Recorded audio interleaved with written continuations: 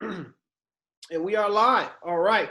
We're talking about the residential listing agreement. It was actually brought up to me just the other day.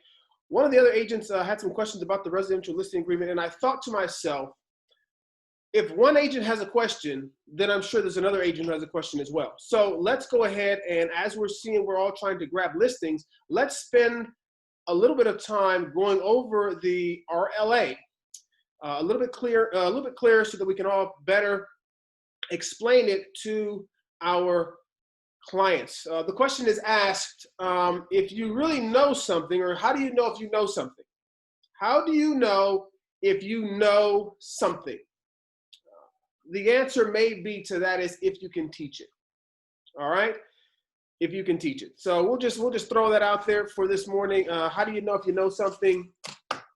If you can teach it. So you're going to be able to teach, and you should be able to teach the RLA when you sit down and have a conversation with your sellers.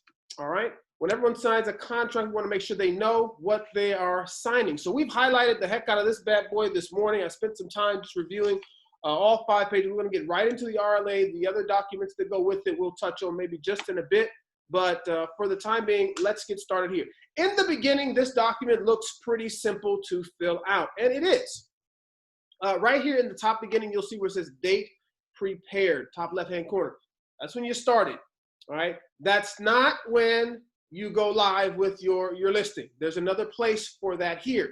Exclusive right to sell is the one that we use. Who goes there? It says we know the seller goes on that top line there.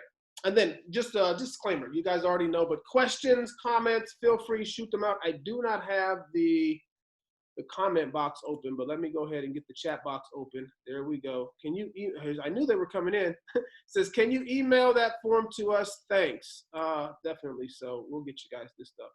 It's difficult to only have one screen here to hide all this, but there we go. Everybody's up and I can see my screen as well. All right, the beginning, rather the hereby employs or grants this to who? The broker. All listings are the broker's listing. So Century 21 Preferred is always going to go in that box right there. Yes, Nar, it is in your zip forms. It doesn't have all these fancy highlights on the zip forms though. All right, so if you want all these fancy highlights, just contact us. The beginning date. This is the date that you're going to go live on the MLS. This date can be done at any time, all right? Yeah, go ahead, take the whole thing. Yep. This date right here can be, let's say, for instance, today is June the 25th. So it's prepared June the 25th, and I'm going to have this listing go live on July 1st.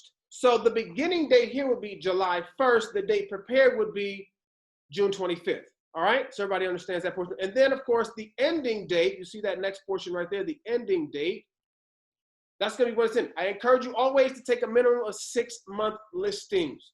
Taking a piece of land, it's a different contract. Those we take for at least a year.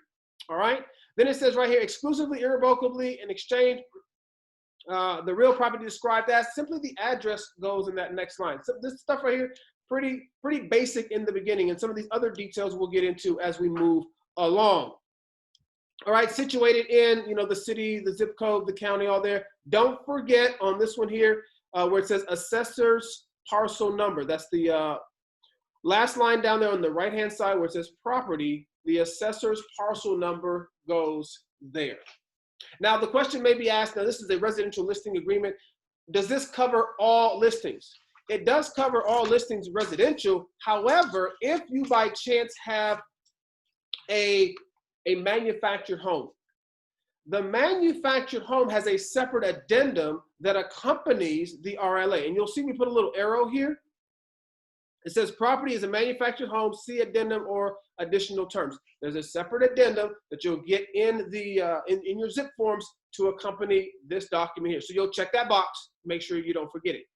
If the property, it says right there, the second box, this property is being sold as part of a probate, conservatorship, or guardianship, there's a separate addendum that you would use for that there. So be advised of those two little boxes. Remember, it's the little boxes that can sometimes trip us up, and we want to make sure that everything is done accordingly.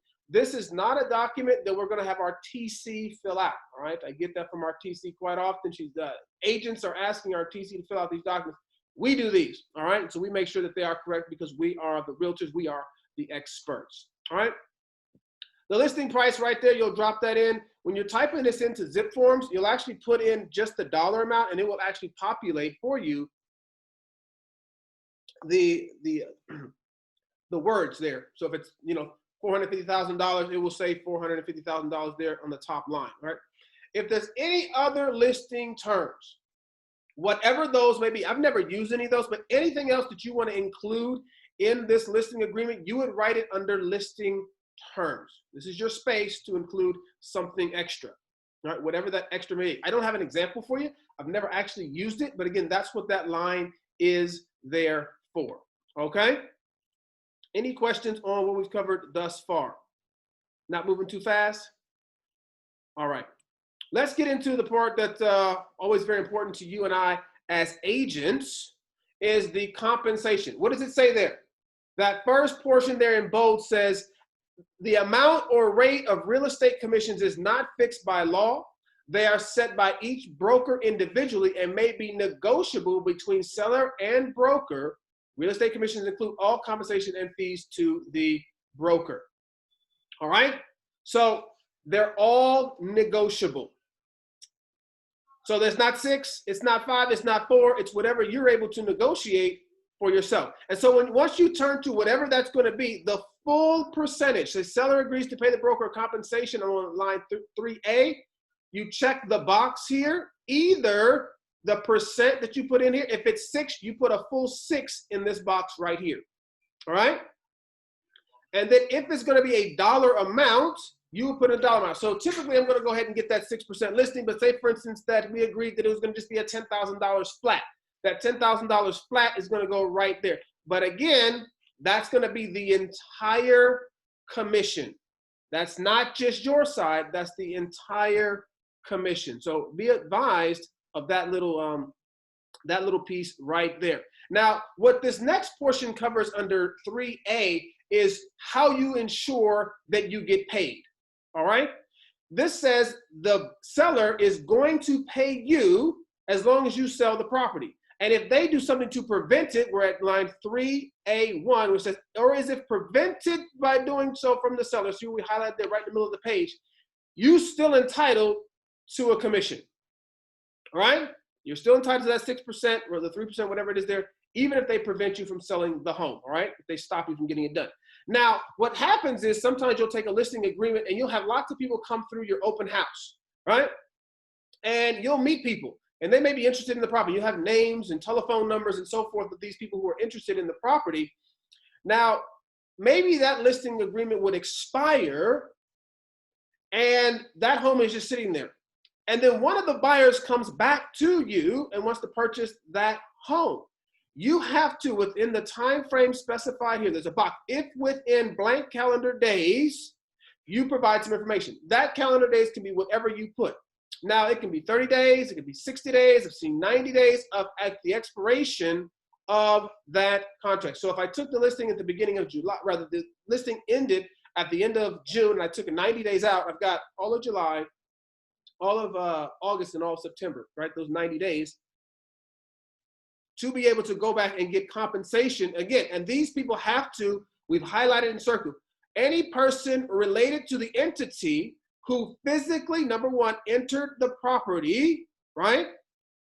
Or whom the broker or company broker submitted a signed written offer, all right? So if you've got this with you, you can still be entitled to compensation. You want to explain this to the sellers. If you cancel on me and I've got a name of somebody, you still under this this contract owe me a commission.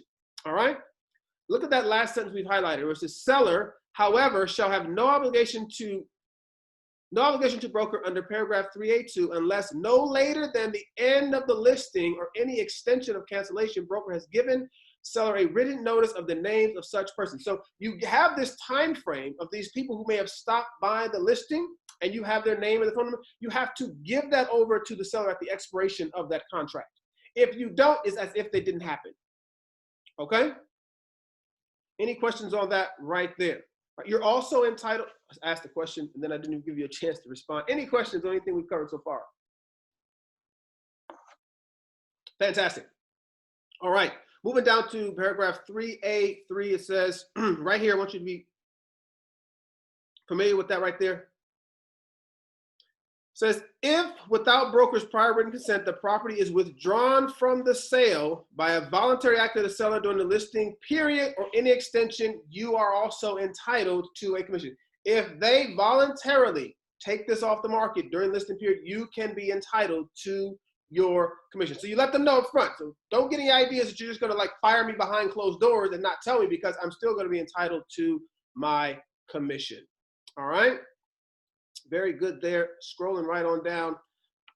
This portion right here talks a little bit more in regards to others and what's been going on prior to the property. So paragraph, we are in 3B, I believe is where we are. My screen is kind of scrolled up just slightly here, yet we're in 3B.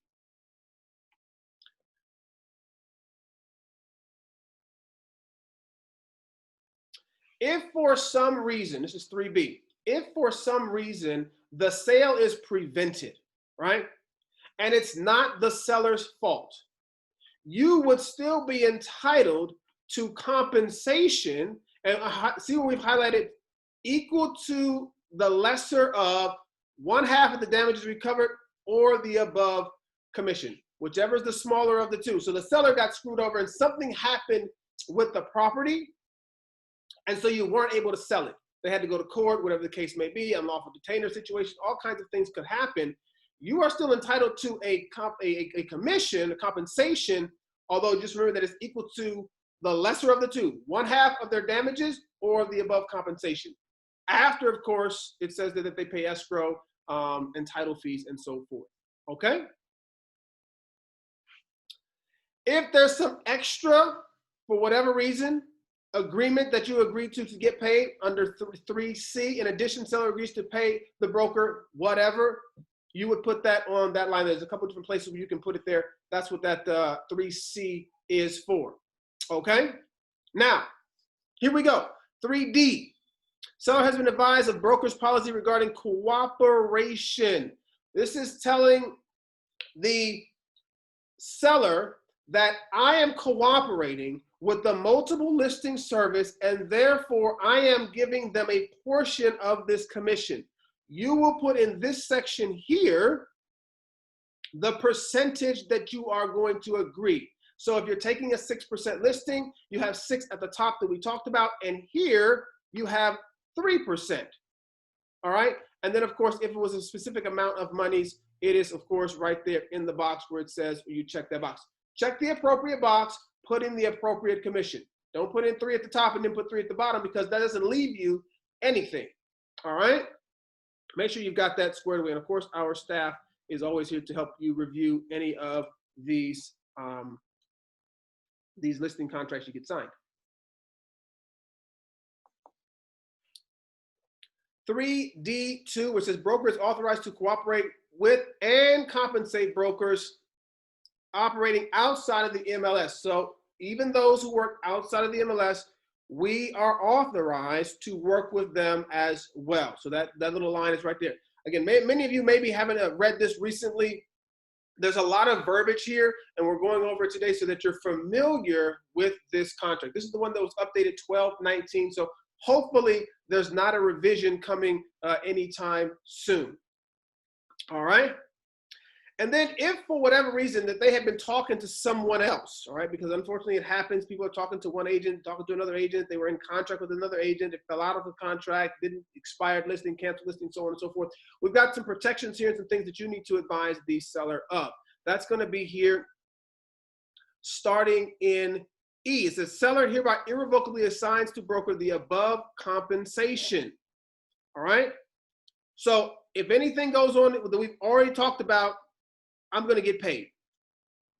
Now, F, it says seller represents that seller has not previously entered into a listing agreement with another brokerage. We've actually seen this happen in our office where an older couple, not really remembering what's going on, signed the listing contract with 2 different agents. with us and then with another agency. It's kind of crazy how that could happen, but it does happen. So you want to have that conversation. Hey, have you signed a contract with anyone else? And if so, you need to write that in there and then maybe get that figured out. All right. Number 2, it says seller warrants that seller has no obligation to pay compensation to any other brokerage unless the property transferred within the following individuals. We say reference 3A2 because that would be a list that another agent would have if they had the listing and people came through there and they could potentially, we're still within that 30, 60, or 90-day time frame of getting compensation. And then it says, if that is the case, we see we've highlighted 1 and 2 of 3F3. Broker is not entitled to a compensation under this agreement if it's sold to one of those people, and the broker is not obligated to represent the seller in such a transaction. So if you've got some other stuff going on, I can walk away and I'm not obligated to represent you. You hated that agent, but that's the way that it is. They brought a buyer who had already given you a list of buyers that it came by. Then unfortunately, I can't help you, and that's what the contract states. And then of course, you always want to make sure that you're getting the initials on all the pages. Don't miss any of your initials there. All right, any questions on page 1 of the RLA? Any questions, any questions? No questions, moving along. That means you either totally understand it or of course, it's so confusing that you don't know which question to ask first. And we hope that it is the former and not the latter. All right, moving on down to page 2. Pretty simple portion right here on page 2. Property address goes to the top, you keep that there. Items included and excluded in the sale. It says, unless otherwise specified in the real estate purchase agreement, all fixtures and fittings that are attached to the property are included. Okay? This is where people get ideas where they want to take stuff with them. And you need to make sure that if they're going to take something with them, it's already disclosed and you get it out of there.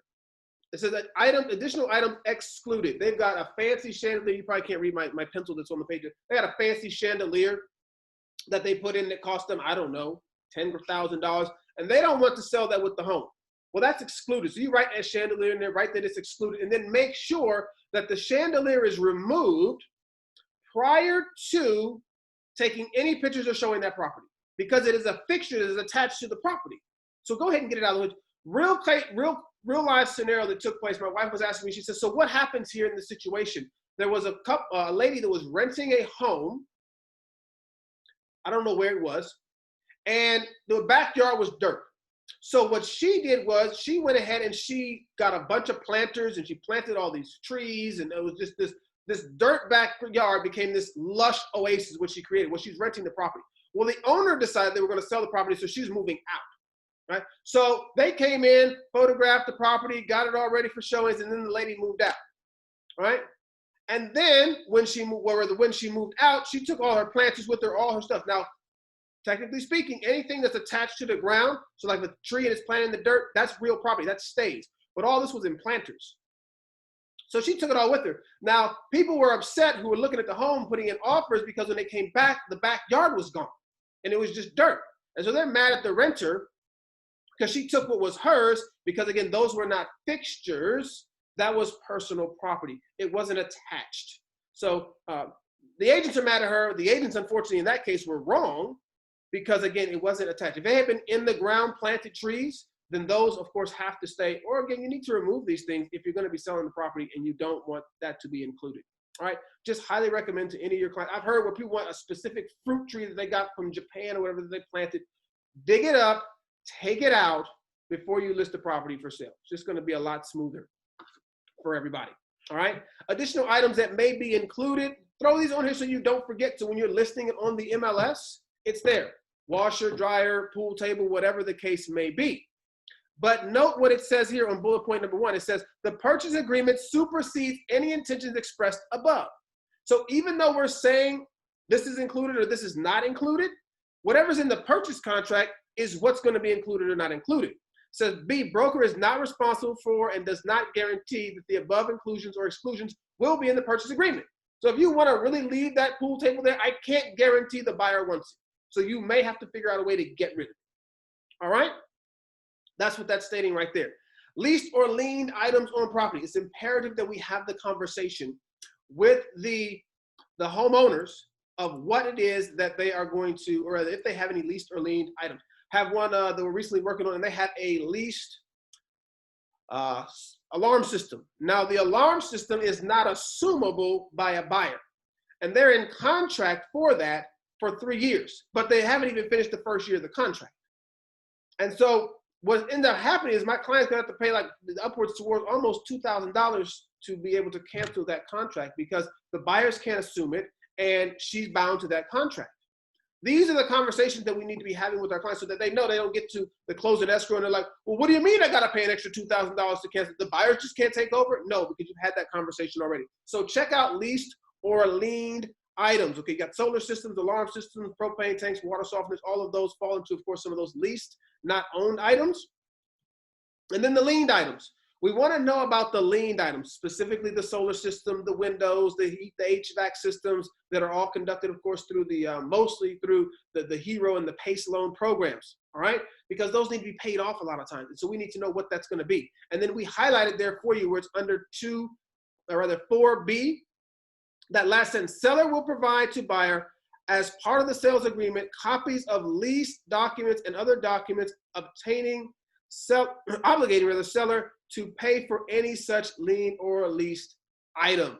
I need to know what's going on if we're going to lease this property so that I can get you a proper net sheet, what it's going to cost to get those things paid off, whether or not they can be assumable or not. So please make sure you give this to me. That's what you're telling them when you're sitting out this listing a contract. It's not just, hey, I'm going to list your home, we're going to sell it for $450, sign on the dotted line, I'm going to throw a sign in the yard, and I'll be back tomorrow with a contract to purchase it. Probably not going to happen. All right, so just be advised of everything that is, again, listed here in the purchase contract, rather the listing contract. Moving down to the multiple listing service. Any questions on anything that we have covered so far? Throw it into the chat box. Feel free to unmute. Any questions?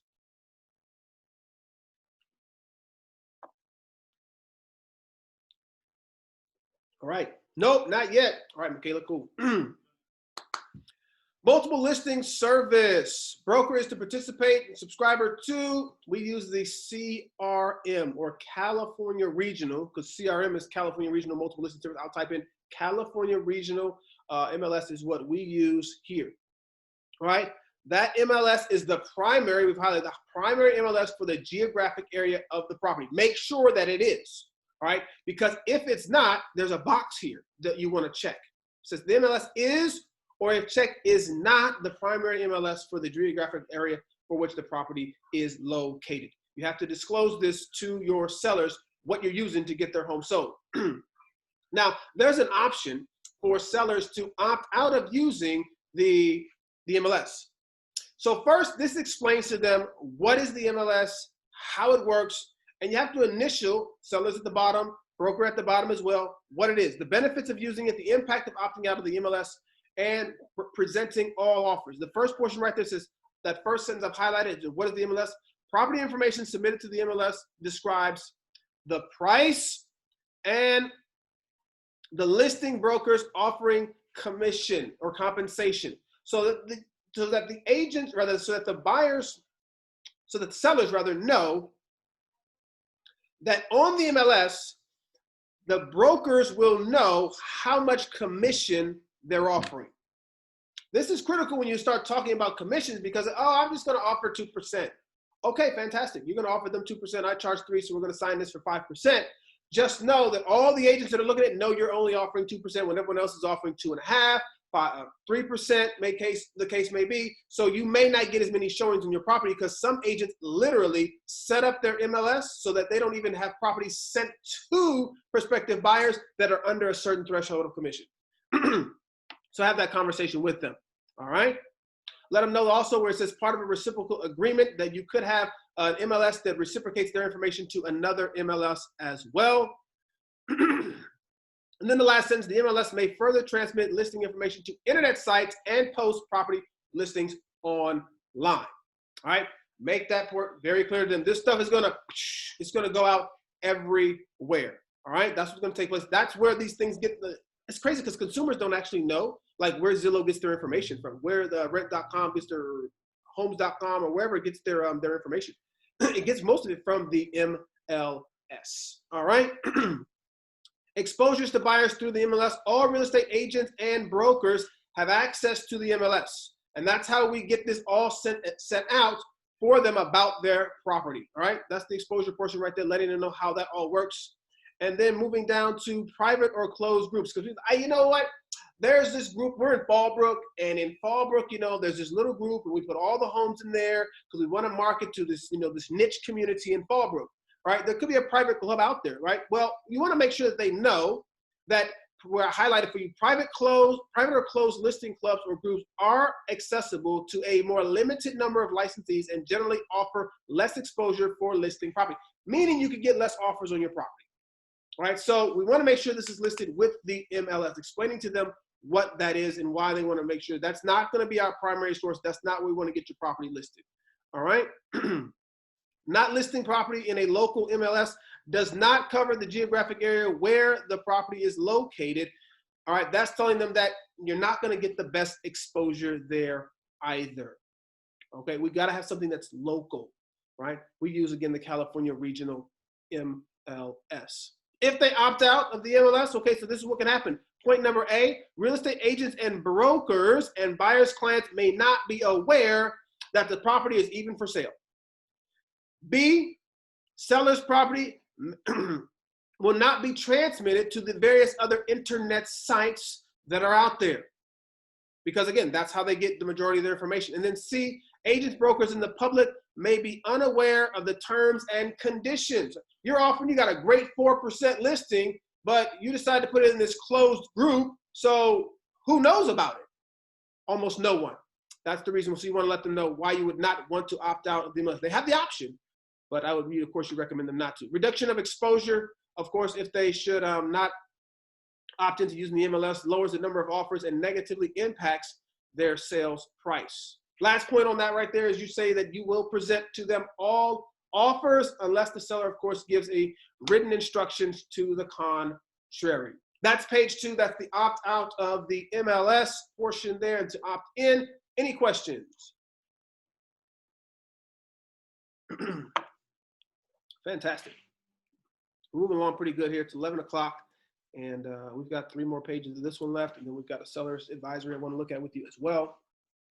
So let's get down to some of this portion right, because believe it or not, probably most of us, I dare to say probably most of us, get the listing agreement. We know how to fill out the first page, right? We might know to get the initials on the second page, and then we might just fast forward to, let's just skip page 3, skip page 4, nothing there. Hey, look, here's where we sign. Everybody sign, let me take this listing, right? Well, there's a whole bunch that goes on here, and we want to make sure that we actually discuss this in some detail to our clients. Going back to, this is in reference to the MLS. This is filling up.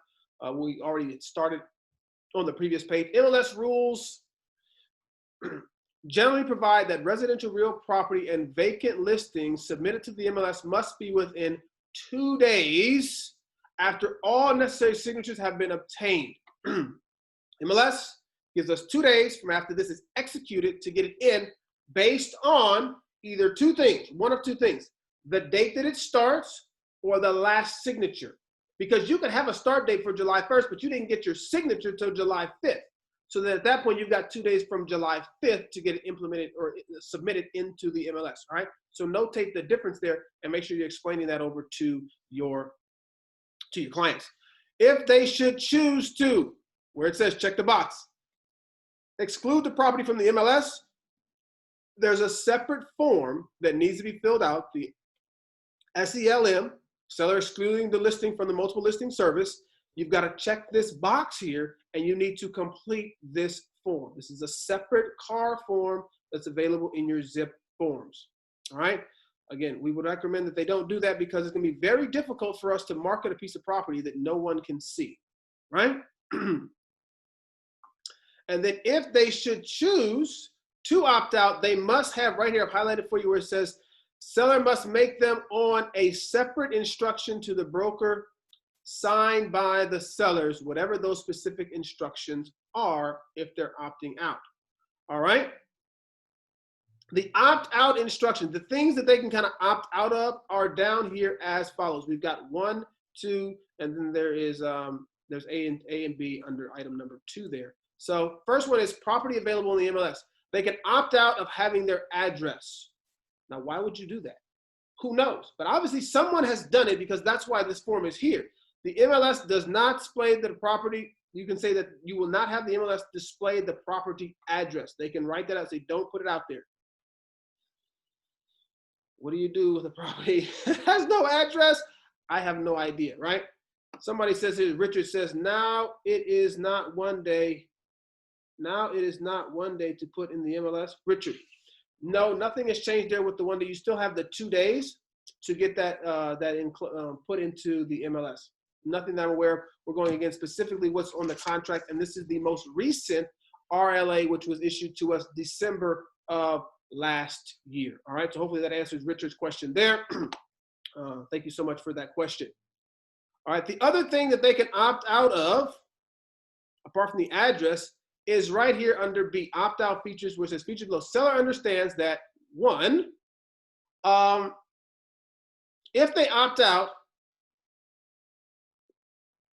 they're not going to be able to, it says apply only to relocate, only applies to websites or electronic displays of the MLS, all right? So that means we can only control what we can control, all right? We don't have control of everything.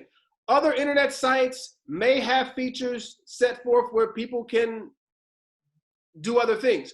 All we can control is when you choose to opt out is to say, we won't put it here. However, if another website or somebody grabs it, I have no control over that, because that's what happens all the time. So many people go online and they take pictures and create their own websites and sell things and looks like they're really owners of something, but they're not. And so we're saying we don't have any control over that right there. We're also saying we have no control over comments or reviews. You can opt out to having comments or reviews shared about your property, or even an automated estimation of value. However, we have no control over other internet sites that are out there that will take that information and then put it out there in the internet, because I don't want no one talking bad about my house. Well, we'll put it on the MLS that, you know, don't write any reviews about the property, don't comment on it. But if it's on Zillow, I've got no control of what's happening on Zillow. Make sense? If they're going to opt out for the automation estimated of value, you do have to check the box here, put a little arrow for you, and then fill out the CAR form SELI. That's a separate one. And so Felipe says that there's 1 day now, so there has been a change for the listing agreement. So we have 1 day to get these put in, and that's going to most likely be because of now the coming soon. All right, the coming soon is a whole nother one we're not going to get into today. We've had them come online and talk to us about that. So I would anticipate that there's actually going to be a revision to the RLA, and that's something that I'll be double checking for sure with you guys as well. All right, very good. Any questions on the opt-out, the MLS, or anything that we've covered so far in regarding to that?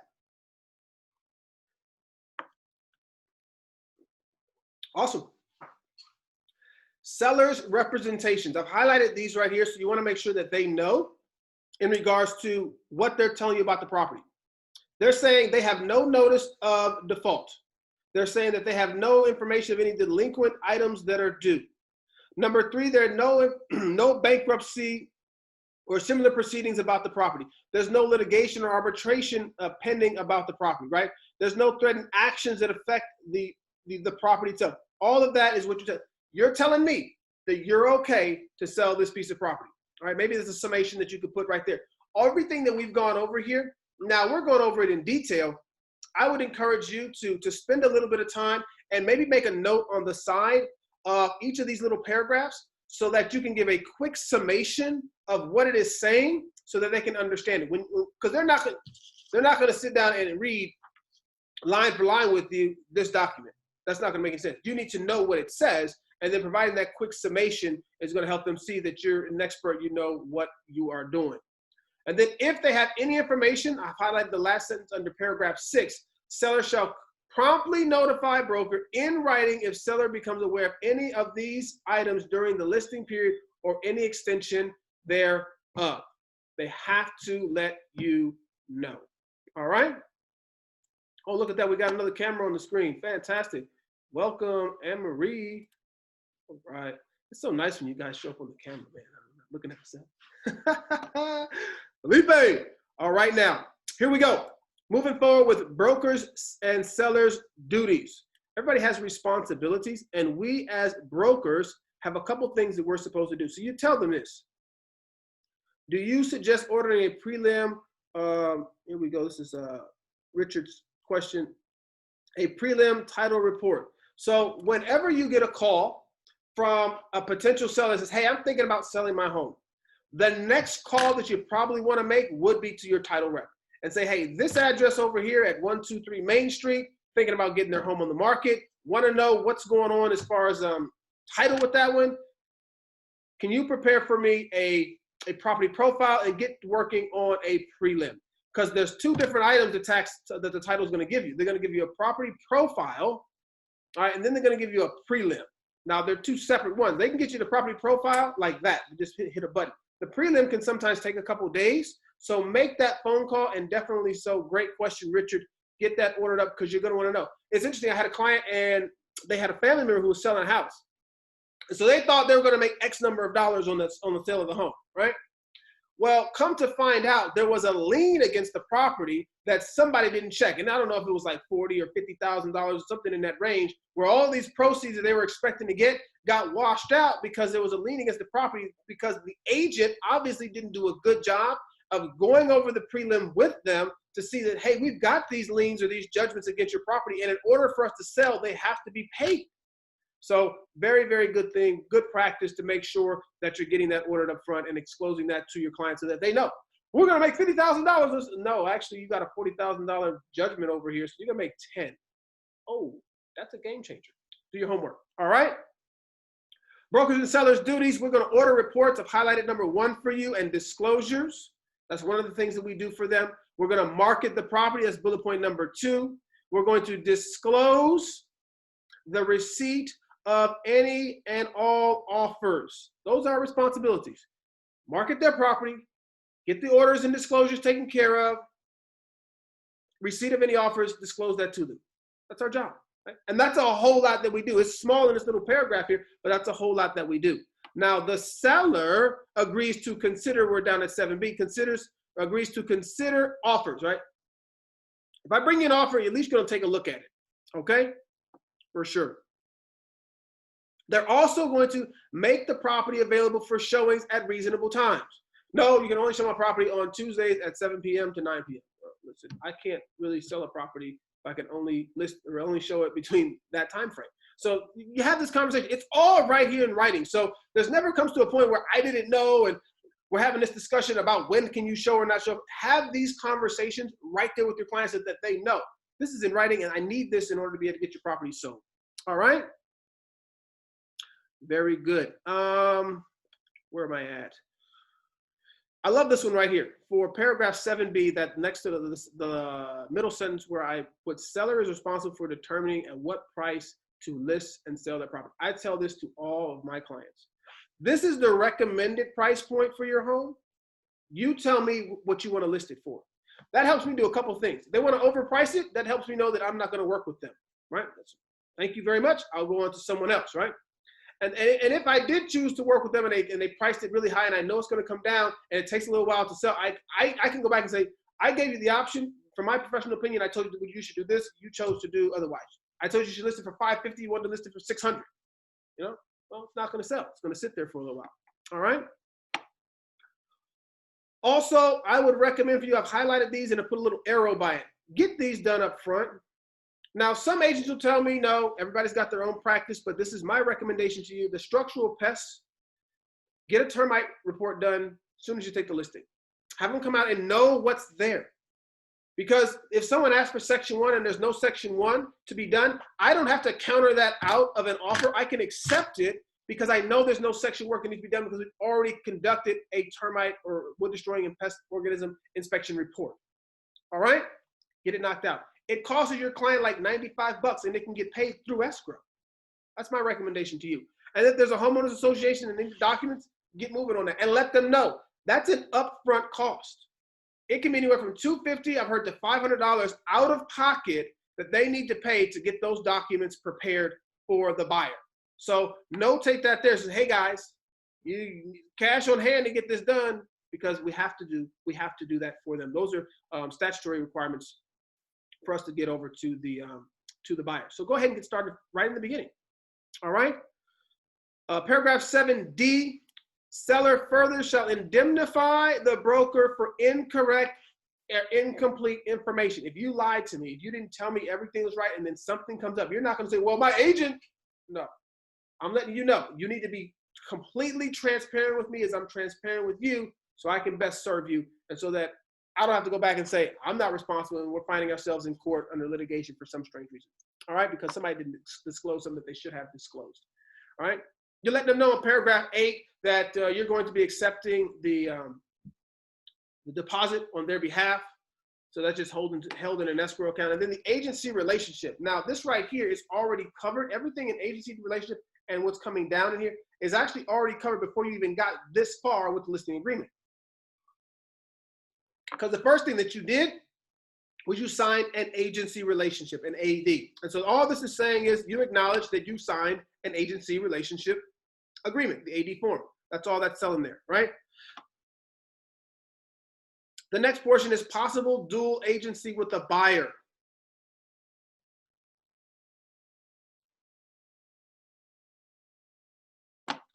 Seller representation, I'm sorry, I left seller representation. Just says broker shall represent seller in any resulting transactions except as specified in paragraph 3F. That's saying going back to 3F, if there was someone that you had a previous contract with or you're entitled to working with, then you're gonna work with them. Apart from that, I represent you in this transaction. All right, that's 9B. 9C is possible dual agency with the buyer. I've highlighted right there, first one we've highlighted, broker shall as soon as practical, I can't read my stuff here, soon as practicable, disclose to the seller any election to act as a dual agent. Yeah, okay, there we go, I see it. You have to disclose to them as soon as it's practical to the seller that you can represent both sides, buyer and seller, should you choose to represent both sides. And this is still the case if it's within the same office. Remember that dual agency is not just agent with a seller and a buyer, it's brokerage to an agent, rather to a seller and a buyer. All right, seller understands. Next sentence we highlight here, seller understands and agrees that a dual agent may not withhold the express permission of the respective party to disclose to the other party's confidential information. And then we highlight there for you, the financial position, meaning that the seller will take less or the buyer will pay more. You cannot disclose any of that information when you represent both sides. I'll tell you a little bit about dual agency. Now, me myself personally, I don't like to get into that practice. I'd rather someone else be on the other side. And the reason why I'll tell you that I'm in escrow right now with one, I referred to another agent, and it's really, the lender's done a terrible job. It's gone south. We're 20 extra days in escrow. My seller's like, what's going on? I referred it over to another agent. That agent is working that buyer. So I'm not stuck in the middle between a deal going south. It's all good when a deal works out perfectly, but how often does the deal work out perfectly, right? And so how do I equally represent both sides? I leave that up to your judgment. In California, you're legally able to do that. However, it can be a conflict of interest from one of the other sides, all right? So just keep that in mind. But don't base your decision based on what I'm doing. That's just the practice that I have, right? A dual agent is obligated to disclose, is the last sentence there. A dual agent is obligated to disclose known facts materially affecting the value and desirability of the property to both parties. Anything you know, you have to tell the other side. And of course, don't forget your initials at the bottom of the page. Any questions? We've covered anything on page 3. Awesome stuff. We're already more than halfway done. That's because page 4 doesn't have a whole bunch there, but rather page 5 doesn't, but page 4, we're going to get into that right there now. Property address always at the top of the page there. Confirmation. Can you start over on page 1?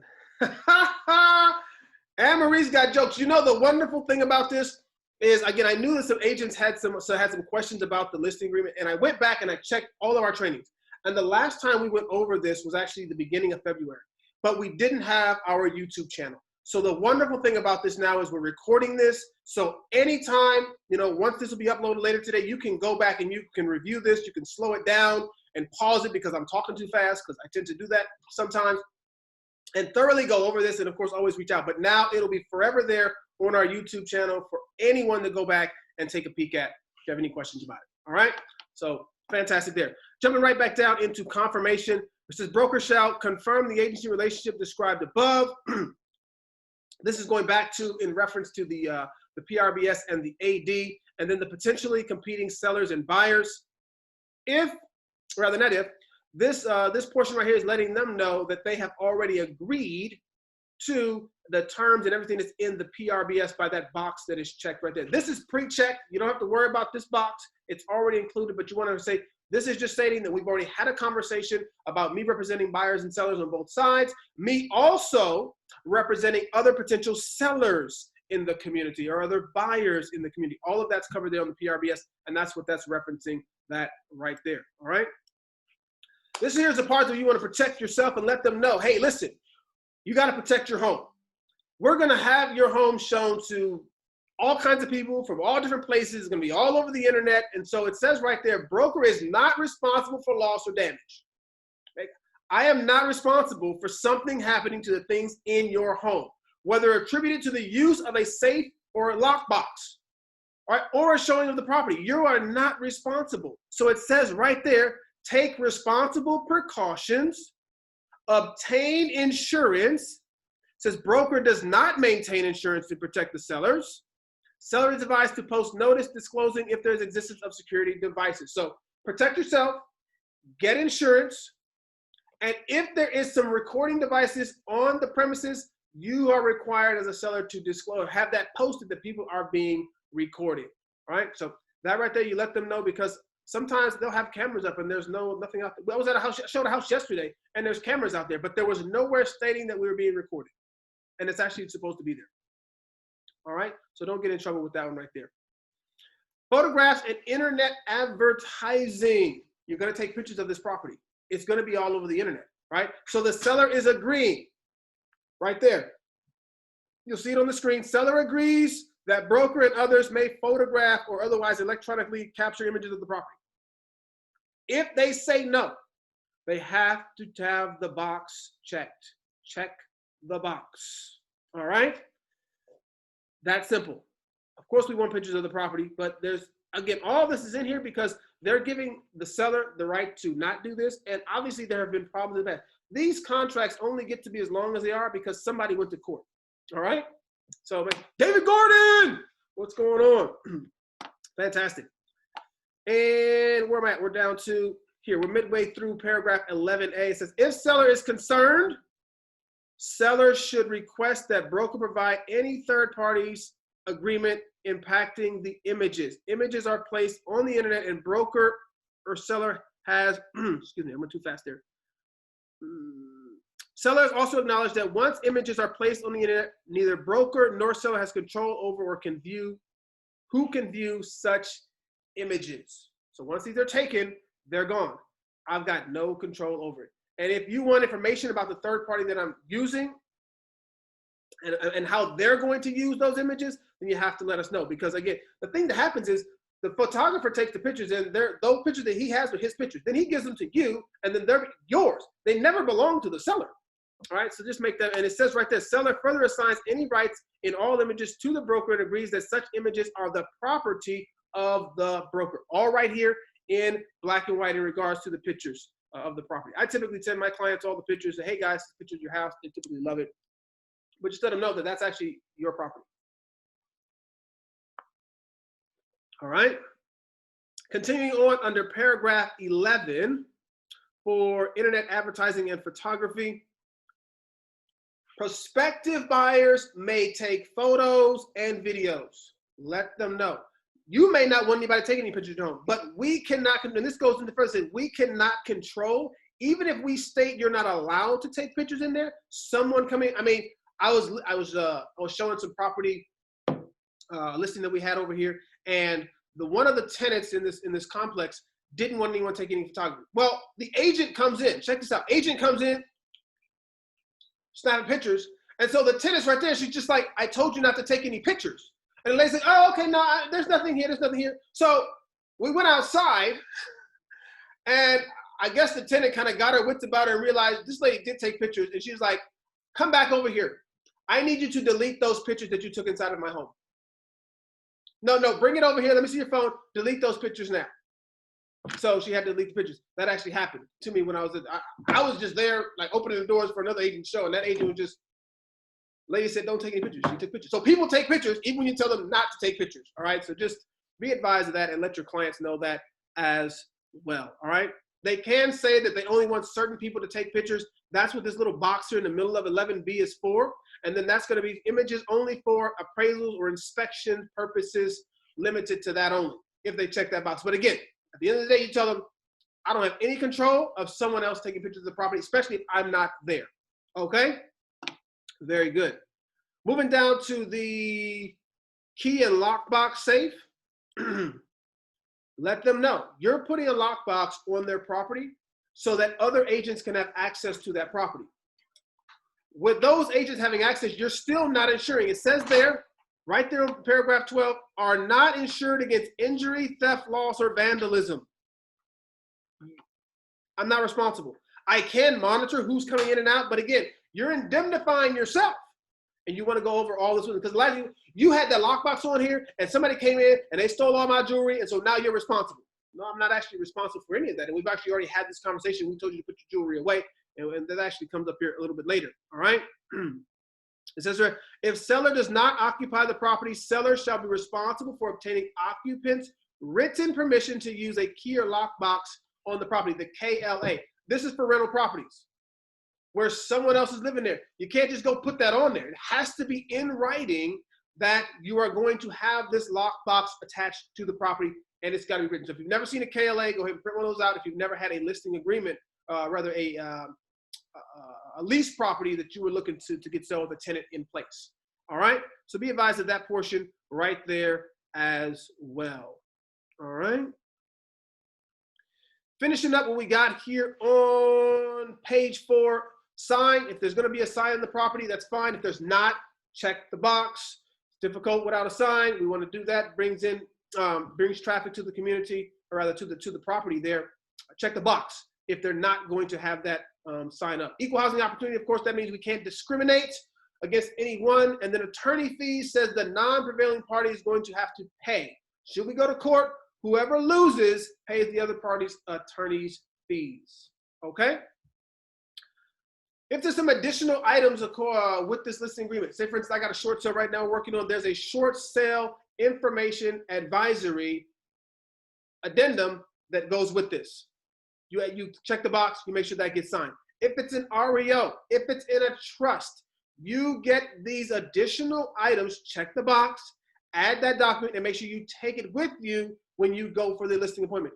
Take everything with you when you go, be fully prepared, double check and read everything. Don't miss anything. The worst thing that you want to do is like, oh yeah, I got everything signed up. Oh, take it to Rebecca, because Rebecca's going to tell you. She's like, where's the TA that's supposed to go with this because it's in a trust? Oh, I forgot about that. Right? So you got to go back. You don't look like you know what you're doing. Because honestly speaking, you don't, because you forgot it. All right. So pay attention. Get it done right the first time. All right. All of these listing agreements, especially if you get somebody that tries to get you a little 4% or something like that, right? Let them know. My broker manager has to approve all of these listings. It says it right there under management approval.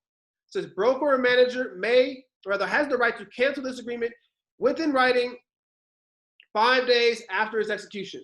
So if my broker doesn't like the terms that we've written down, they can say not doing it. Because again, it's the broker's listing, not really yours. All right?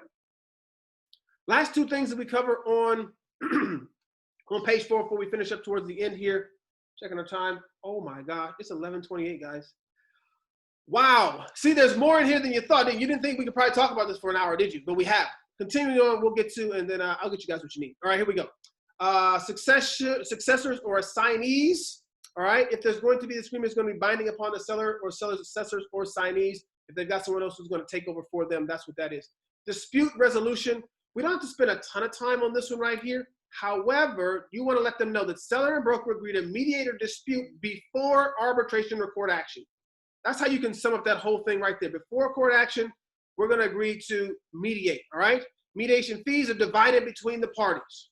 That's what that says right there. If one of the parties should commence to go to court without first attempting to resolve the situation, they will not be entitled to those attorney fees should they win, right? Should they be the prevailing party. That's what you're going to cover in paragraph 13, or rather 9, 19. We're going to get it right. 19A.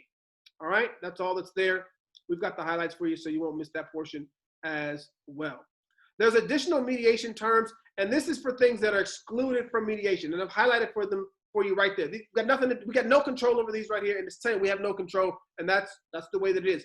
Judicial foreclosure, non-judicial foreclosure, unlawful detainers, mechanics liens, bankruptcies, all of that, no control over that. That could have its own outcome, and so that's saying that that's excluded from mediation. All right? If for whatever reason you decide that you want to arbitrate, because there's no arbitration here, we choose not to arbitrate. If for whatever reason you choose that you want to arbitrate, should there be a dispute, you have to complete the CAR form ARB. This is paragraph 19C. Fill out the ARB agreeing to arbitrate. All right? Last little portion as we finish up the RLA here. All prior discussions, negotiations, and agreements between parties concerning the subject matter of this agreement are superseded by this agreement. Whatever was talked about prior to signing this document, this is what rules. All right? So there you go. Just letting them know that summarizes that paragraph right there. Last but not least, the owner title and ownership title and authority. Seller warrants that they own that property. No other persons have the title to that property, and they have the authority to both execute this agreement and to sell the property. All right, that's what paragraph 21 says right there. Last portion here is we have representative capacity. If someone is signing on behalf of another entity, another person, they have to fill out, they check that box, and they have to complete the RCSD-S. All right, so that's the next one that you'll need to know if that is the case. If it's an LLC that's purchasing a home, well, then you're going to need that RCSD-S or B if it's a buyer, S if it's a seller. Of course, we've highlighted down here everything that should be filled in. Don't miss any of this. I've circled these other two boxes because I want you to see these other boxes that you don't miss them. Additional signature addendum. This is for more than two sellers because there's only space for two sellers here. You got a third or a fourth, you've got to fill out the ASA. So don't forget that. And then two brokers, two different brokerages working together on a co-listing, you've got to fill out the ABA, all right? The additional broker acknowledgement to this contract as well. Any questions that we've done so far, everything we've covered on the RLA?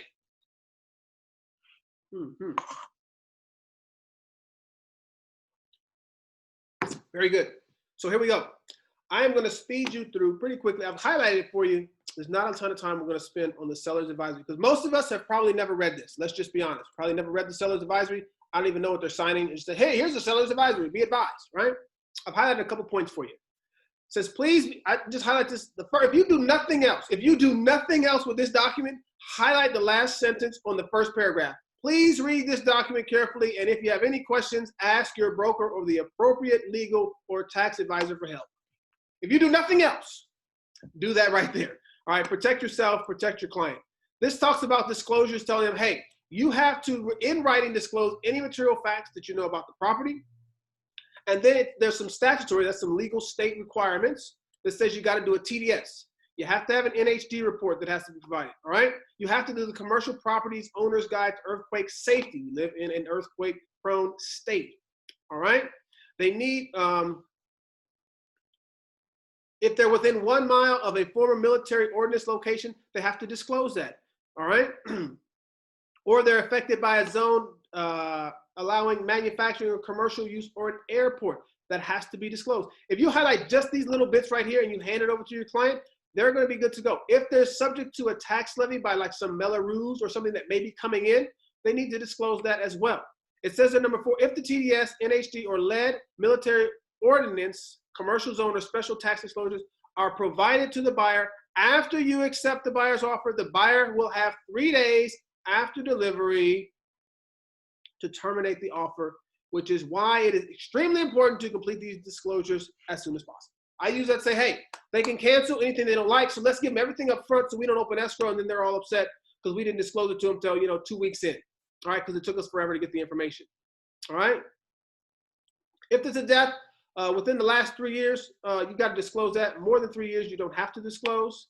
That's what that portion is talking about right there. There's only 2 pages on this document, guys. Don't worry, we're finishing up. All right, if it's in a condominium, there is typically an HOA that's associated with that. You want to let them know they've got to get those docs. And it says right there, the homeowners association, they have to provide it. It says to avoid delays, you are encouraged to obtain these documents as soon as possible. We already talked about this. Getting that HOA information as soon as you can, get it over to them, because those can sometimes take, I literally had HOA docs roll in for my buyer the day before we're supposed to close. Like, we could have canceled because I never removed our contingencies. Like, we don't know what's there. Get those things in before the day before closing, all right, if you represent the seller on that side, all right? This next portion here talks about the seller or the buyer may request repairs. So be advised they can ask for that stuff, but of course you don't have to actually do it for them. Finishing up on our last page here. I know we're going just a little bit over today, but I want to make sure that you guys understand. It's critical that you understand what your clients are signing and that you can explain it to them adequately. So we've highlighted again the portions that will just draw that out, so you can just, again, highlight it on all the ones you do and you'll be good to go. It says buyers required to withhold a portion of the proceeds if you do not disclose that you are a California resident, all right, or a legal citizen of the United States. That's what the tax withholding portion is for right there. The next portion tells them that they are required to have in the property smoke alarms, a braced water heater, carbon monoxide detectors, and in some cases, low flow toilets, shower heads, gas shutoffs, tempered glass, even barriers around swimming pools and spas. Some of that's required in some areas. We know for sure smoke alarms, braced water heaters, and carbon monoxide detectors are required for all. So you're letting them know that if we don't see these things, we got to get it done now. All right? All homes built prior to 1978 have to have a disclosure for the lead-based paint. And if anyone did any work in there, they need to be advised. If selling your property may have legal, tax, insurance, title, or other implications, you should consult an appropriate professional for advice on these matters. All right, especially if like someone's telling a property was an investment property, they got to pay capital gains taxes. Well, I don't know anything about what the capital gains are going to have to be. So who's your tax advisor who's going to help you with that? That's what this portion is here, right here for. I've highlighted just this last little section and we'll get you finished up. Many people, all right, this is getting their home ready for the market. Many people are not aware of the defects in or problems with their property. One way to make yourself aware is to obtain professional inspections prior to sale. Pre-sale inspections may include a general property inspection, an inspection for wood-destroying pests and organisms, and an inspection of the septic and well systems, if any. Get it done. Says, yes, please. David, could you please, hold on. Somebody got a question. Could you please send an RLA with your highlights and notes? Awesome. Felipe did grab this. And then Ellen says, can you send us a copy of the RLA when you have highlights? Yeah, sure. So Felipe took a copy of this. I've got a copy as well. Do me this favor. I've got, if you want a copy of this, you guys have my number, like text me. I know I've got Lori and Ellen, but I'm going to forget, guys. So text me. All right, so I'll make sure I can get it to you. I don't want you guys to miss out. All right, last but not least, safety precautions. Where am I at? Yeah, didn't want to forget this last little piece right here. It says,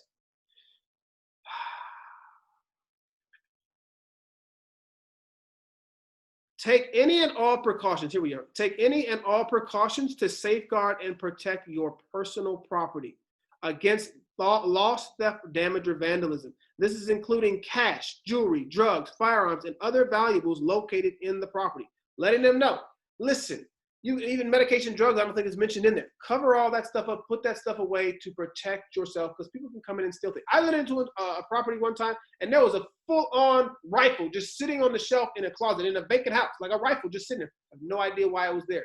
I saw it, was like, yeah, don't touch that. But people leave stuff and do things, and so tell them to protect themselves. At the end of the day, you want to get this all finished up at the bottom down here. Don't forget any of the information, license numbers, address, telephone, fax numbers, emails, put it all in. These are just the two pieces right here of the RLA. We have ran through this. We've spent a little bit of extra time. It's 11:38, but I wanted to make sure, because again, there was an agent that had a question, so I know if there's one, there are others as well that had questions regarding this. I hope you have found this beneficial. I will send this to you with the highlights. So it wouldn't even hurt you if you had some of these highlights, like a template that was highlighted. And if you kept that template, every time you went to a listing agreement or a listing signing, you just highlighted everything. And so you could hand this to them and you could just go over the highlights. and then you know what you're talking about, as opposed to trying to, what is paragraph 5A again? I talked to one of the agents when I first started. She told me she used to do these so well, she could read them upside down. So because typically when you give this to somebody, they're across from you, right? And you hand it over to them. Who can read upside down pretty well, right? I can't. But once you've memorized this, you know it very well, and you've highlighted the points, it'll make it a lot easier. Any questions before we get things wrapped up today? Team C21. We got Richard here saying that he wants to, I'm going to stop the recording, and then we will I'll talk to you guys about who can get this.